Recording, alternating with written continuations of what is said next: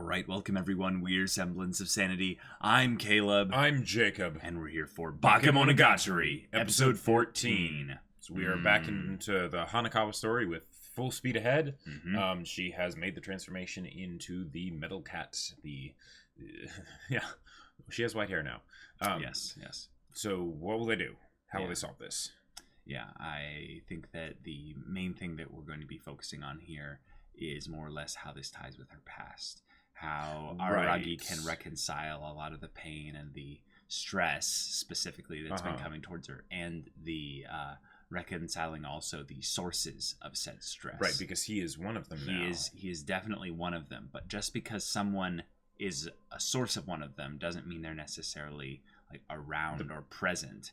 Sure. Meaning that there could be sources of stress that are in the past, that things that need to be actually like dealt with on a on an internal level. On an absolute level, since the previous situation was all more of just putting it off. Yeah, it didn't actually solve anything back then.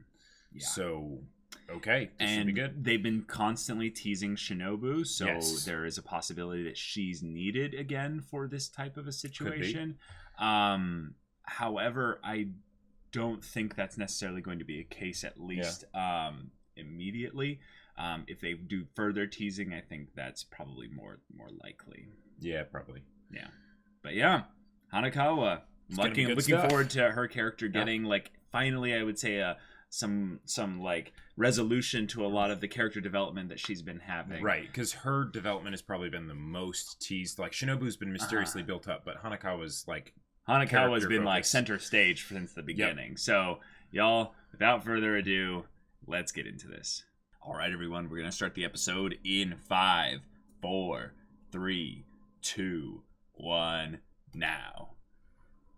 Helicopter. Oh, okay. Ha! All right. Okay. Hey.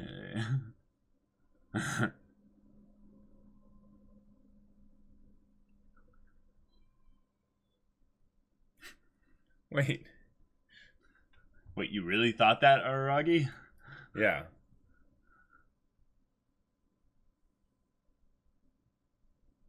Right. Yep.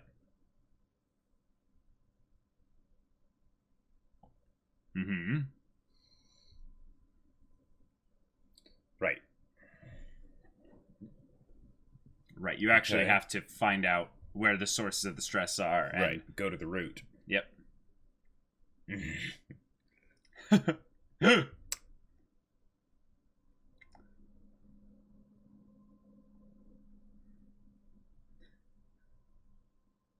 Oh. Okay.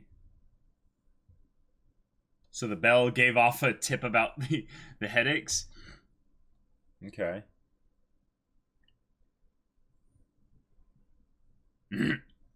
Well,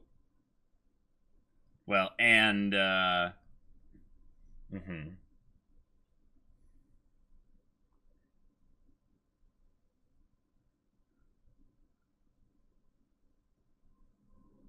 mean, there was an instigator, a catalyst that caused it to be worse. Like, I think Araragi's smart enough to get that shot.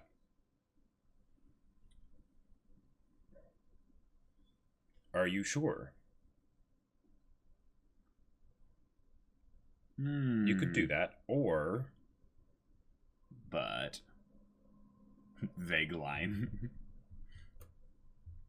I love how we constantly get his internal thoughts in a vague way, but they had a vague line there. Okay.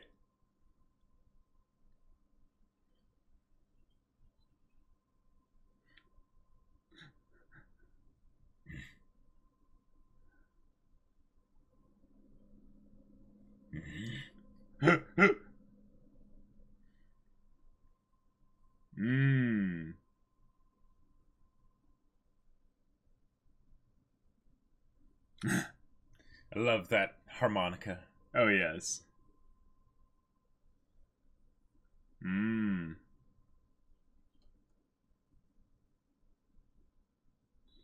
Oh. Where's Shinobu? Well, she's been wandering about. Yeah. Uh-huh. Remember they saw her on the highway. At like a... Okay. Okay, awesome.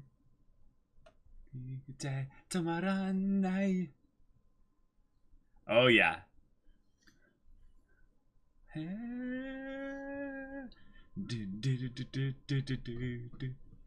This is a new version of the OP, but I think they have some visuals that are carrying over.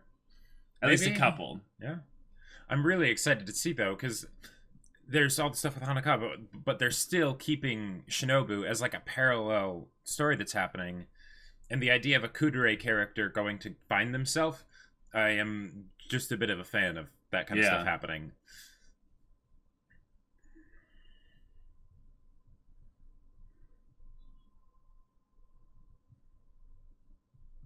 Whoa. That's not at all, wow. Okay. Running away from the cat, but also is the cat. And then... running away from her problems. Oh, yeah. Yeah.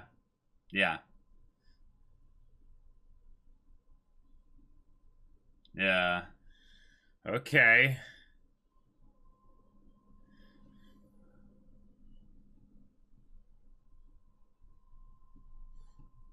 The look of Hanekawa's cat form, though, is very cool. It's very cool, yeah.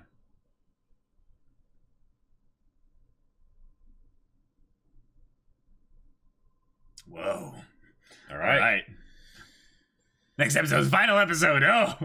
Okay. That was the shortest one of all those rapid fire flashes we've ever gotten.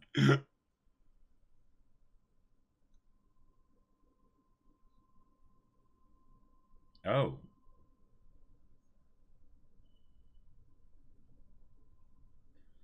Okay. Okay, yeah.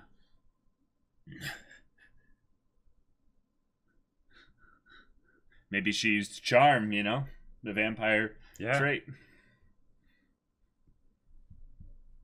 It's interesting that she would be dependent on Araragi for power. Oh, Hachikuji.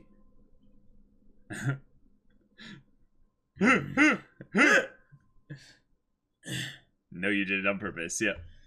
Mm-hmm. Yeah. Time passes. Nice.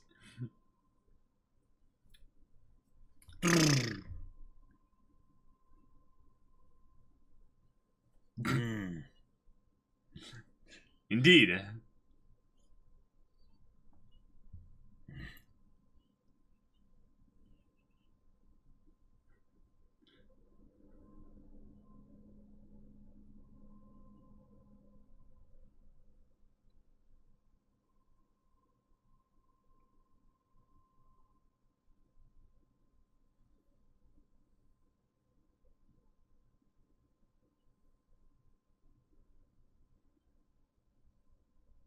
Oh my god. I'll just keep saying Oni-chan over and over. Uh-huh.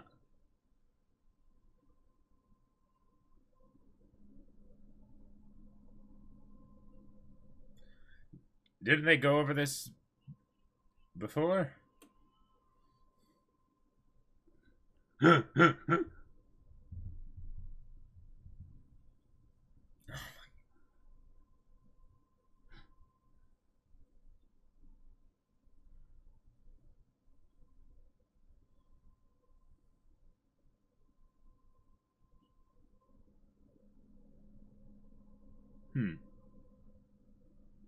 The way she said, "Oh, she's gone." I mean, Shinobu, that is.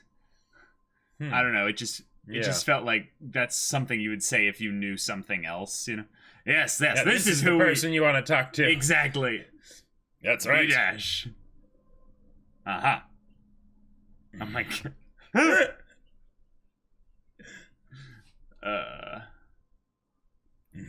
Wait.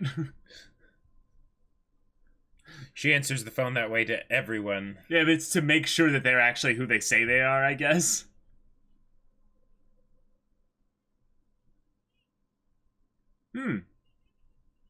Oh, okay.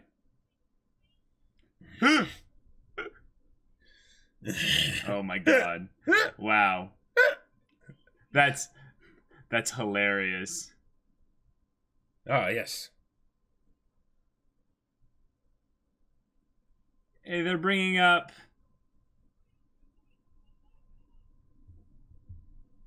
that card game again. Hanekawa brought up that.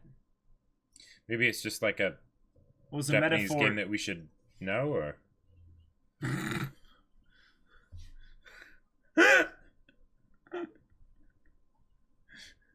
okay, that was hilarious. Right.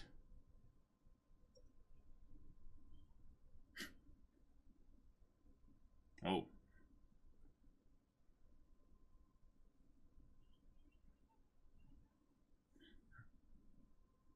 These nicknames, what are they? They're obviously some kind of like wordplay or something, but they're so random.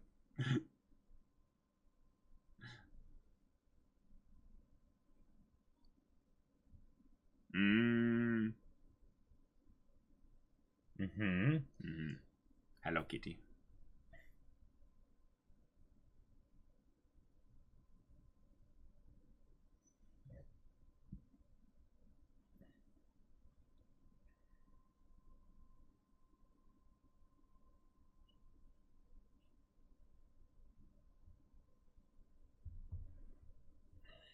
Yeah, what's that? Yeah.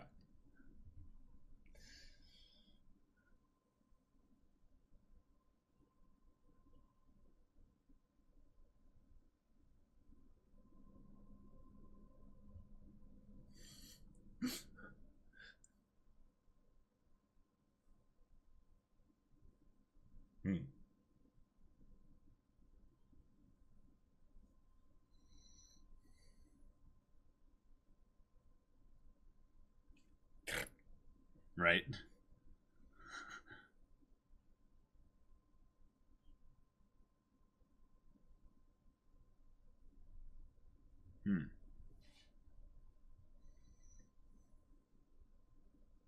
Of course.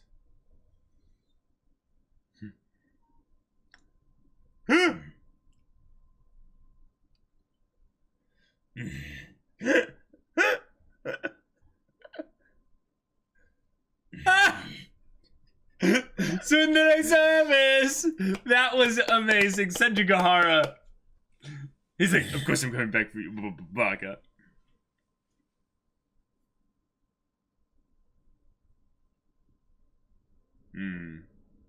That's interesting. The fact that he needed to go to all of them. I'm going to talk about that in the discussion.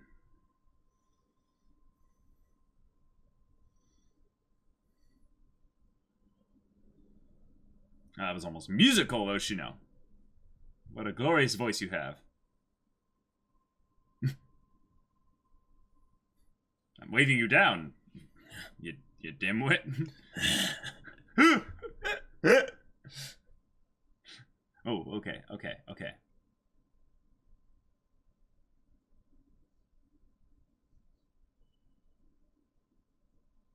She looked older there. Yeah, she looked older for sure. Oh, okay.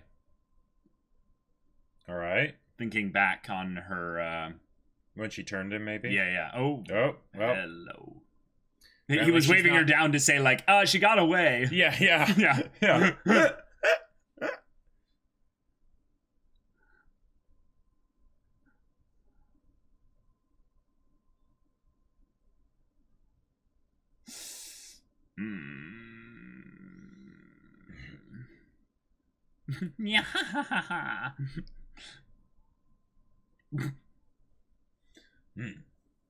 Naturally.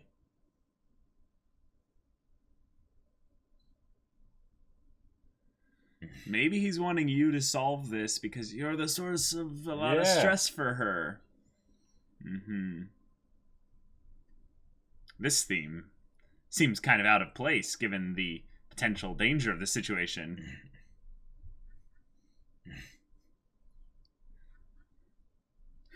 Wow, that was dramatic. Clever. Yeah.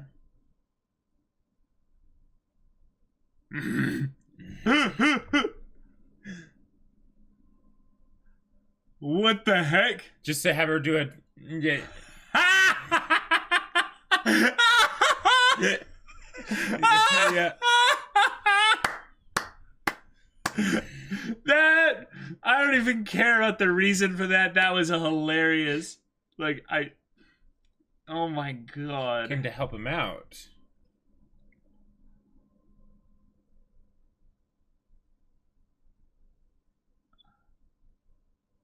All right.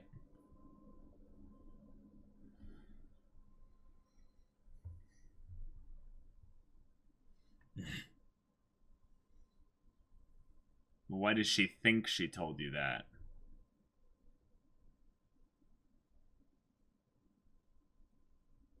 Because it's you. Well, maybe Hanekawa is the source of her stress as well.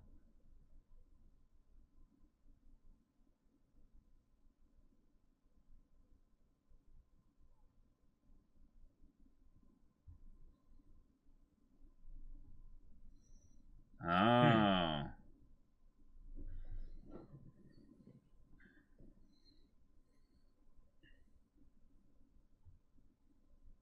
All right.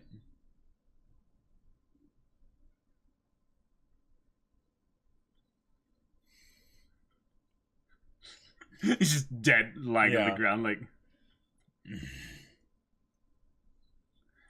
Yeah, because that's the point. This isn't Hanekawa. Right. Hold tight. Boing. Yeah, nice. Nice callback. No, because Hanekawa did the same thing.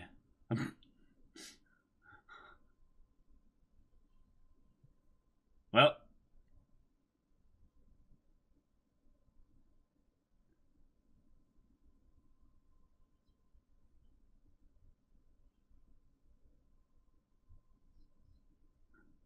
Totally worth it. Yeah.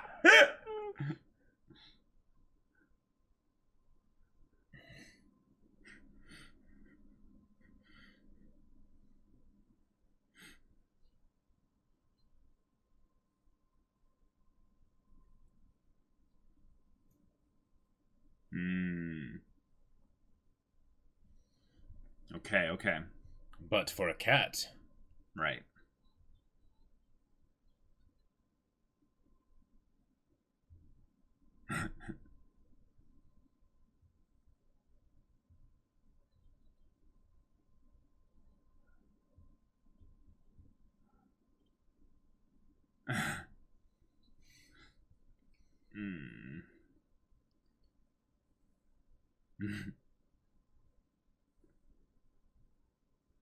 Did she walk up the light there? I think she did. I think she did. That was... Oh, ghost cat. Gotcha. Sure.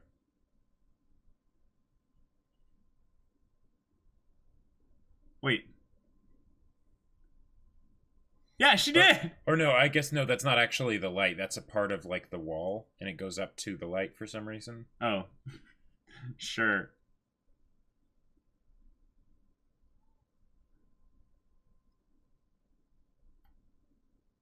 Oh, whoa, whoa. That's nice. Well, that's Araragi. Mm-hmm. Hmm. Are you sure about that? Are you sure about that? Yeah, yeah. Oh. Is she still doing what Hanekawa wanted to do? Mm-hmm.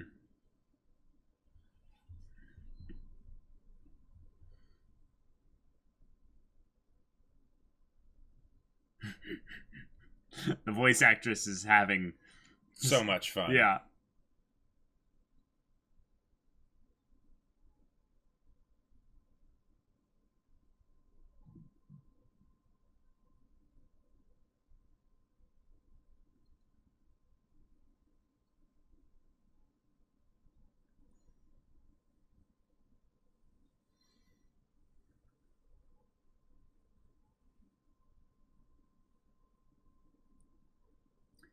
So he's waiting for Araragi to figure it out. Sure.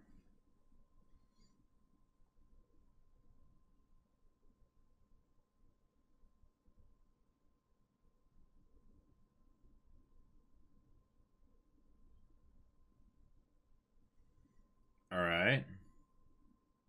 So regarded with intense emotion.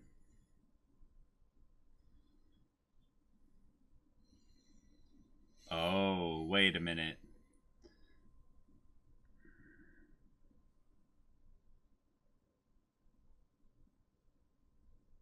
No, definitely not.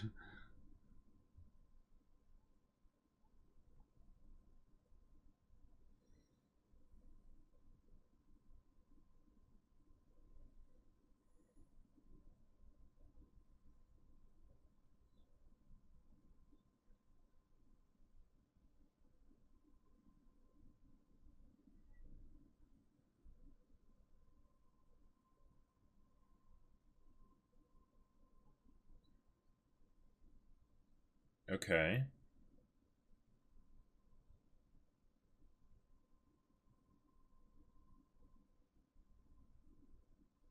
So what would an ordinary child do? Or... No, I think what she was saying was that the idea that... Right. So she's actually nearby. Oh.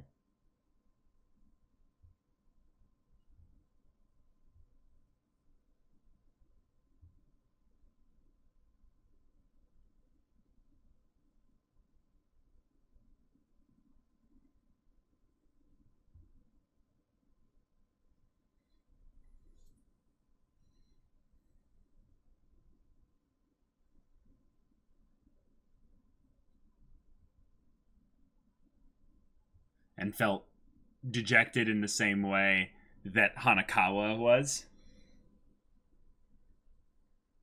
Okay. I think this is projecting. I think she's projecting what Hanekawa was feeling and saying it as the thing for Shinobu. And even if it's both,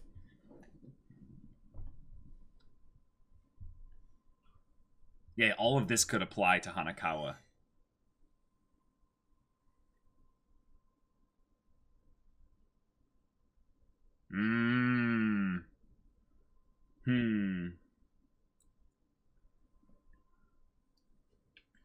But is that something he wants?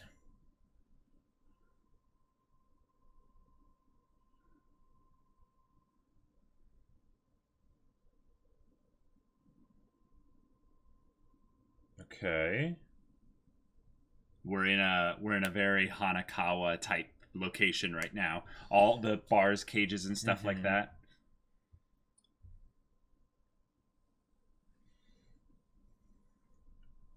True love's kiss? No.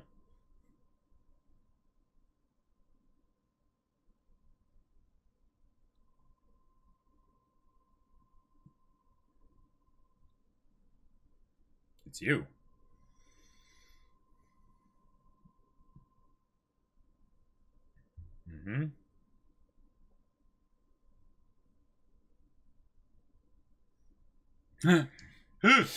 Yeah.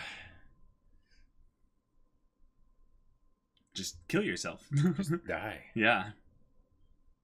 Yeah. Yep.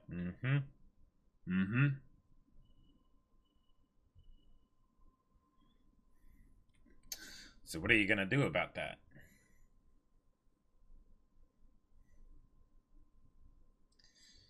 Would it truly?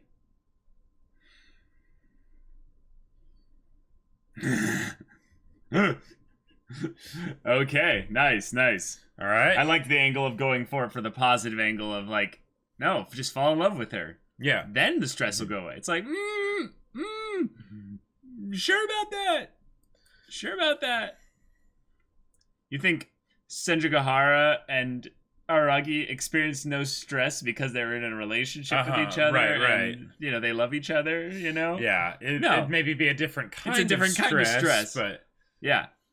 Now, if I'm calling it that it's actually that Hanekawa stresses out Hanekawa. It's a thing where she's bearing her own stress, and that's why the personification of it looks like Hanekawa. Right. Yeah. Yeah, like, I feel like it's... They could go the thing of, like, since there's only one episode left, it ends up resolving, and, like, Bakemonogatari is, like, him with Senjugahara, and then, like, in the next series, it's, like, him with Hanekawa or something. But, Oh, you think so? I mean, I'm just saying that's a possibility, but I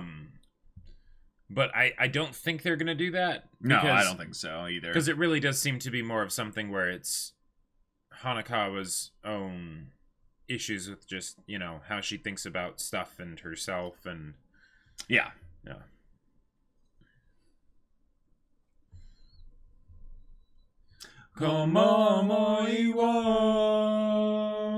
Okay, right. This was really good. This was a really good episode. We got a lot of insight into Hanekawa via the Metal Cat form. Right. And almost more like Araragi got a lot of insight into Hanekawa, because that's true. Because the whole thing of like Hanekawa being in love with him and stuff, and that's why he's, you know, part of the source of her stress and everything. It's like we knew that, right? We knew that. The thing is, he didn't know that because, I mean, he's dense. Now, I saved something for the discussion. Okay. And I wanted to bring it up quickly so you guys don't have to wait too long. But do you guys find it a little bit interesting that he went and asked every single girl, you know, for not advice or help finding her necessarily, but a form of just saying, hey, you know, look for her, but also a form of encouragement or some kind of I would say bolstering, reassurance, whatever you will, to just doing this task. Right. And one of the things that's been kind of a just a thing just sitting in the back of my mind with this show and stuff is like, you know, it's a legendary show. It's got all these like all these unique things that it does that, you know, no other show does. Right. But one of the things that's always just kind of weirded me out by the whole premise of the show, and that I just accept it by the fact that the plot and the conflict is generally focused around not Araragi.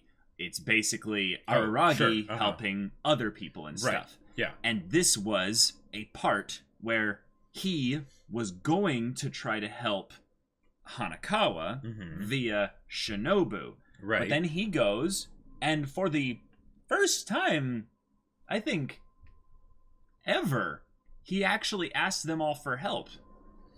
Now, correct me if I'm wrong, but isn't that one of the first times he's ever done anything like this? Like he now not quite. No, not quite. But what I'm saying is that he usually what he does is he's like, hey, would you be willing to come help me with this thing? Like Senjugahara or Kanbaru, but it'd be like one person specifically that he would ask for help? Right, yes. Okay. Yeah. And what I find to be interesting is that he even went to everyone, even though it didn't make sense to go to them. So I think when he was needing help with Sengoku, he goes to Kanbaru and was like, hey, you know, would you be willing to help me with this? And it's like, absolutely, yeah. And she's like, I'm also watching you because Senjugahara asked me to. Yeah. And that whole thing. But him going to all of them there, I think kind of further calls back to my theories earlier on in the show that Araragi's really the one that needs kind of the help in this show. Okay. And it's something that I think it's something that's subtle, but I feel like every girl is in some way some sort of a reflection of Araragi's problems. All right. And he needed to go and address all of them in some rapid fire succession in order for him to be truly helpful with Hanekawa. Okay. Because I think that Hanekawa is in some ways just the way she's been built up through the show. I would say almost parallel with Senjugahara. Yeah. Having extra importance. Okay, so in just the grand scheme of things for Araragi. I like it because if you know there are a few ways to think about this from the standpoint of the relation of the other characters and how they fit to Araragi. Right. There was the whole thing with Hachikuji, and that was the most obvious, direct tie into Araragi with the whole thing with his mom and stuff. There's Senjugahara, so there's the relationship angle and all the conflict that's come in around there, and Araragi dealing with things in his own way and sort of stumbling his way through it. Then there's Kanbaru, the equivalent of the ex of Senjugahara, and then there is Sengoku. There's Sengoku. And that one I feel like isn't quite as strong of a tie to Araragi. I mean, it's tied to his sister, so there's that. But then there's also, in this case, Hanekawa.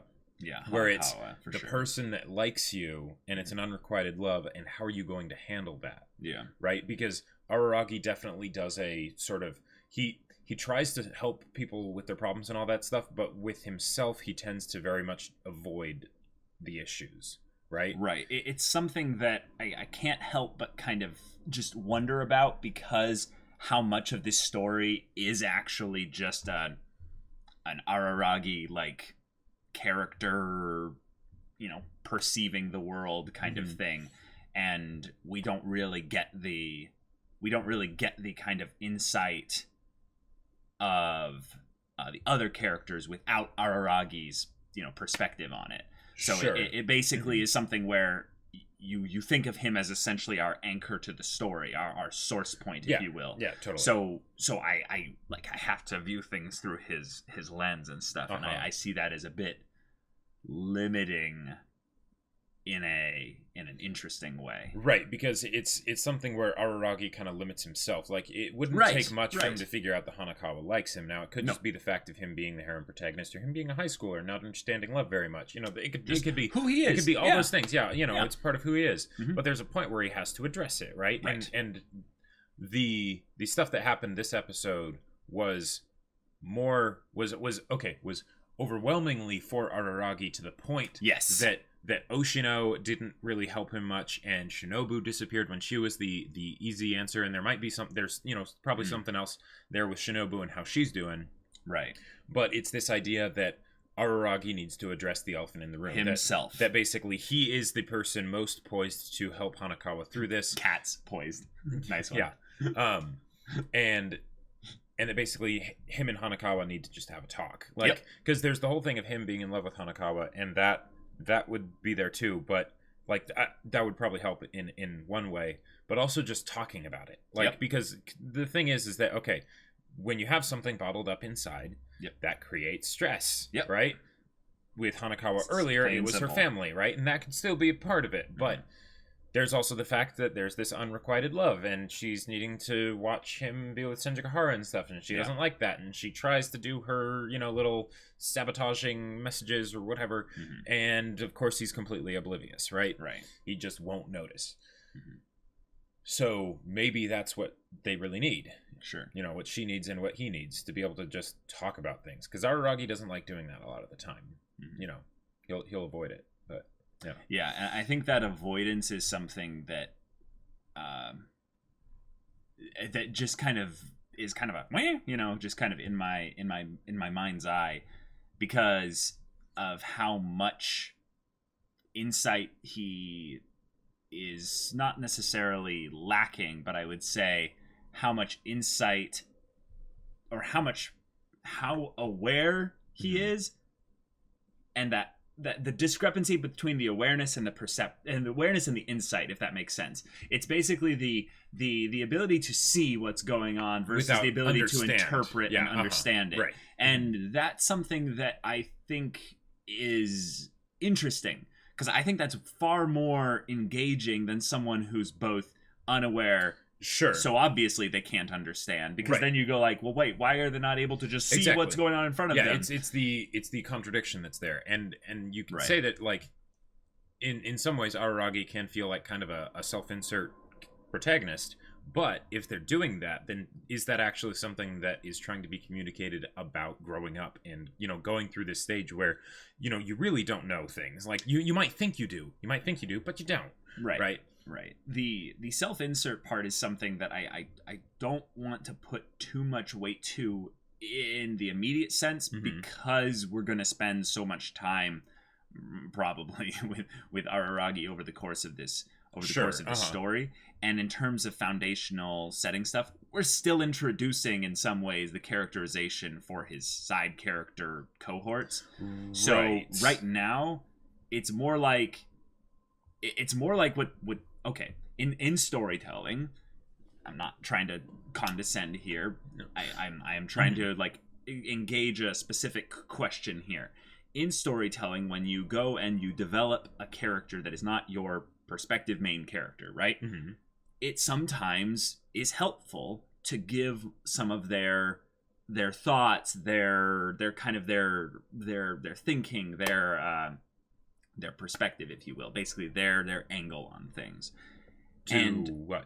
To the purpose of giving us the audience, to the audience to give us sure, give us extra characterization, if you will. You have to, like, right. I don't know how you could develop a character without doing that. Exactly, but I feel like this show does it in a very specific, targeted set of ways. I think it's two primary ways. There might be others. Dialogue for sure, but that's the thing. Dialogue is different from monologue.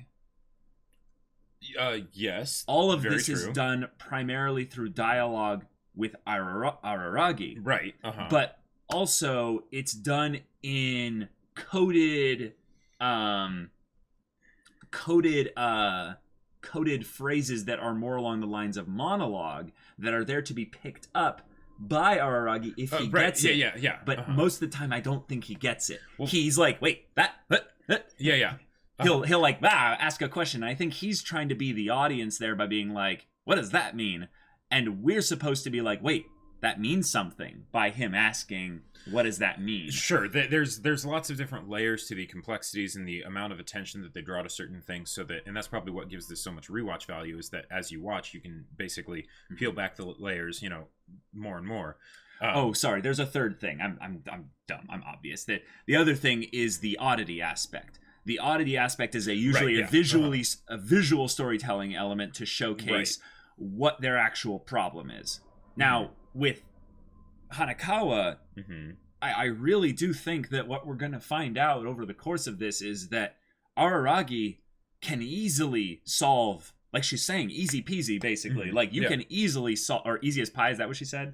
Easy as pie. Yeah. You can easily solve your contributions to my mistress's stress. I'm like, yes, awesome, let's do that. And I was joking about that you can just die. That's the dark way of putting it, but you're right as well. You don't even have to say I love you, or just talk about it. Yeah. That's like, mind blown, right? That's what the show does. But the other thing I think is that she's not Hanekawa. She's the personification of I would say, the stress. And also, I think in some ways, a personification of the source of the stress in some way.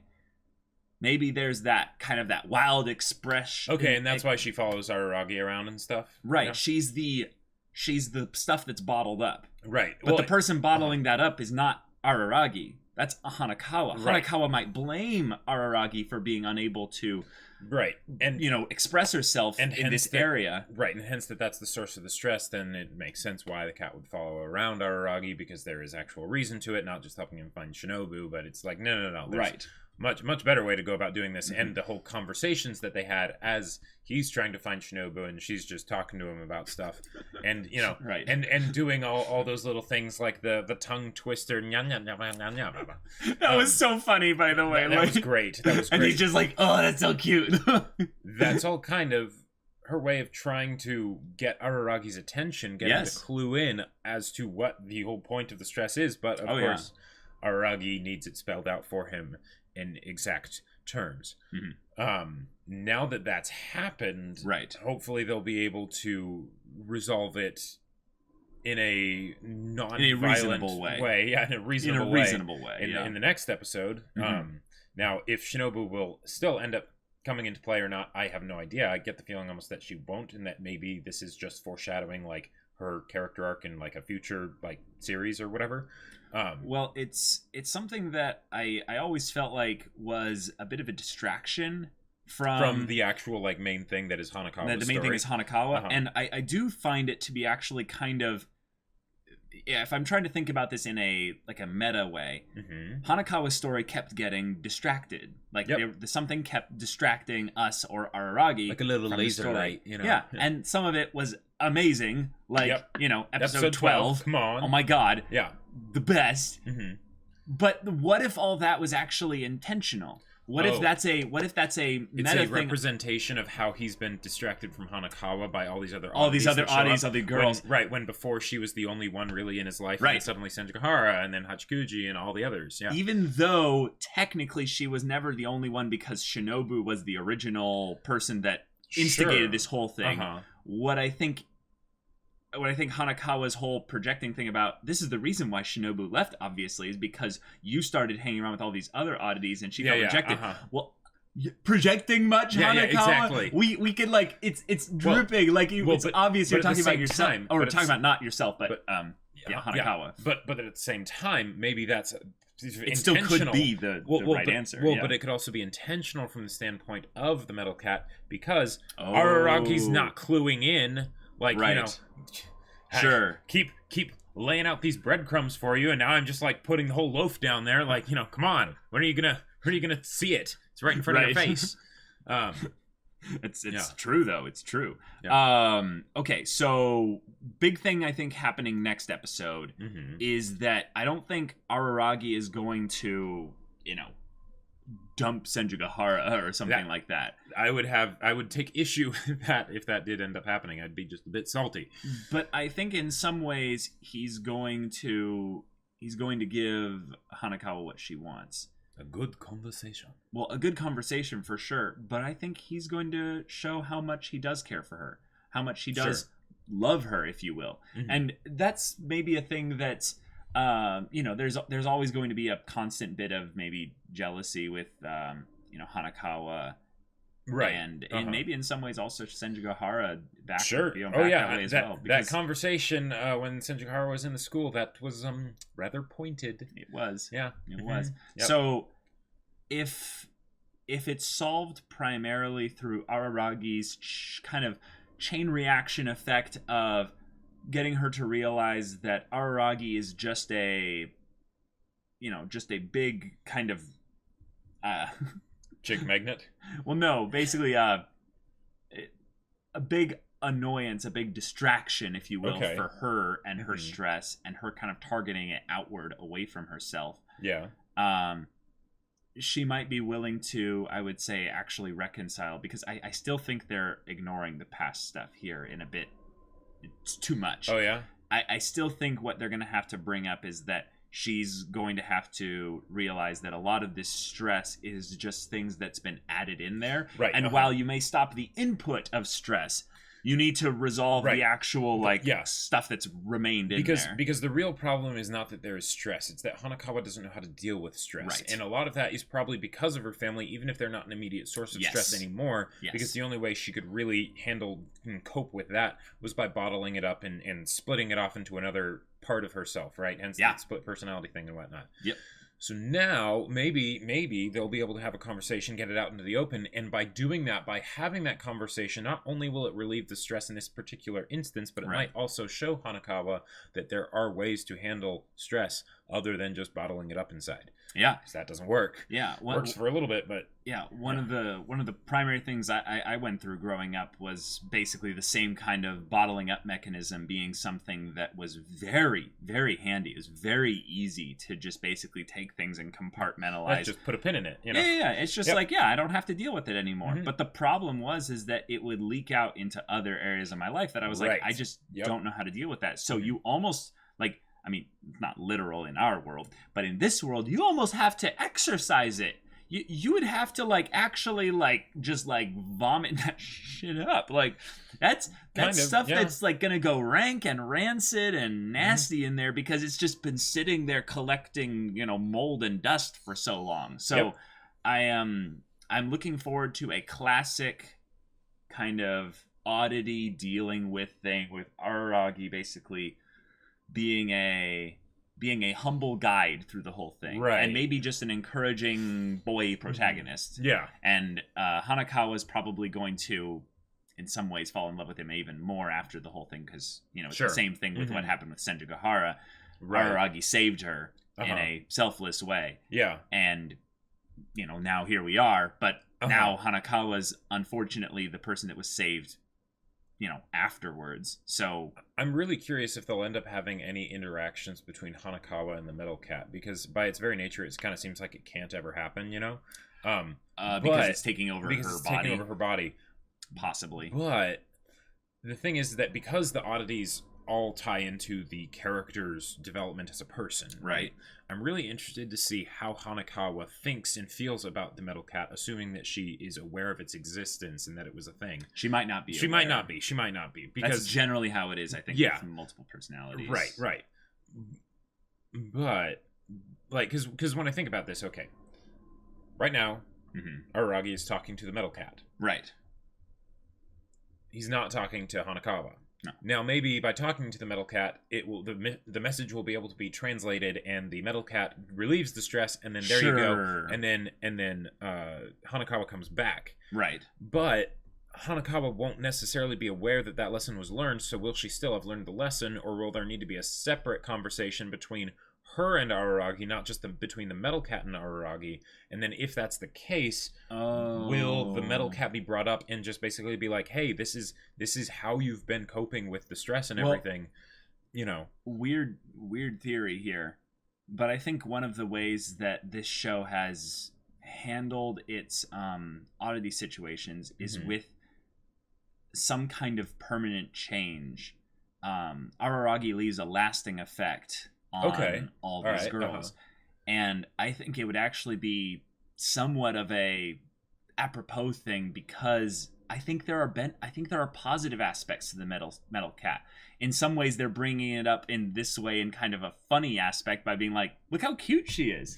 Sure. And look how raw expressive, and honest and expressive she is. Yep, absolutely. I think that's something that Hanekawa could still take away from all of this. Could take away from this is that she's more open and honest with her feelings. Right. And is not bottling things up. So in some ways, the Metal Cat is providing a solution in an extreme manner, but already with what we're seeing right now, the Metal Cat cares about Hanekawa, cares about her mistress being, made whole better after this. So I think in some ways, if the Metal Cat needs to be exercised as well, essentially in some form, I think what would be perfect about it is, even if the Metal Cat doesn't talk, literally to Hanekawa, Araragi will pass on that, what's necessary.